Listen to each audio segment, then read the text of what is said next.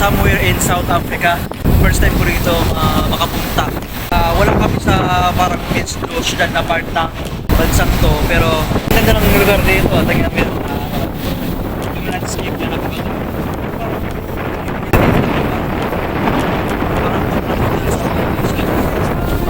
may white sandwich kaming katabi dito. Tingnan natin. So ayun guys, nandito tayo ngayon sa port side ng barko dito. Yung yun sabi ko sa yung white sandwich na maganda.